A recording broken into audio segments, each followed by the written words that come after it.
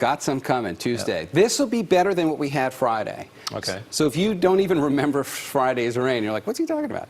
That's what I'm talking about. Well, I got a half an inch in Sausalito. Yeah, Marin just had a stationary band of rain right over it. But not everybody got rain on Friday, so Tuesday we're going to make up for that, and this should be more widespread rain. But before I get to that, I want to go back to that shot at Ocean Beach, and you might miss some of the details here. We are still looking at a coastal flood advisory because of the king tides, which is basically just another way of saying when the high tides happen, as they do every day, the ones today and tomorrow are going to be particularly high just because of the way we're lined up with the sun, the earth, and the moon. Look at the big puddle of water here, halfway up the beach. High tide happened today around 10:40 in the morning. And right now, we're pretty close to low tide. So this is a great visual to kind of show you the difference. The waves are actually, you know, way out there.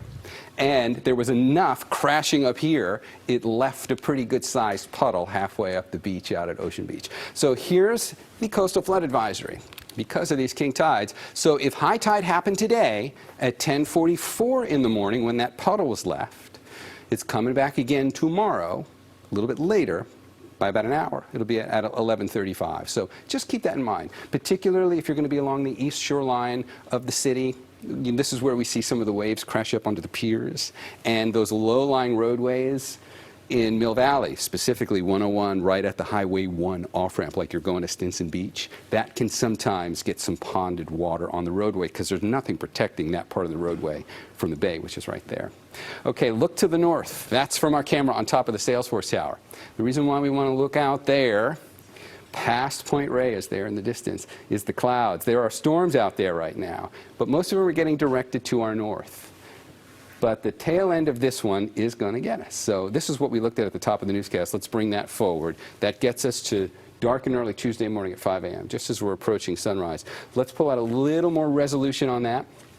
The bulk of this storm wants to go up there, but we are still going to get the tail end of it. And because it is part of a cold front that's going to sweep right across the bay, we can time it.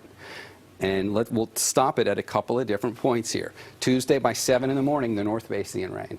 Look how well organized that line is right there. And it's just going to keep marching its way down to the southeast. By the time we've gotten to 10 o'clock, it's made its way down to the South Bay. So some of the better rain is going to happen Tuesday morning with that organized front that moves through. But it's not the only part of this system.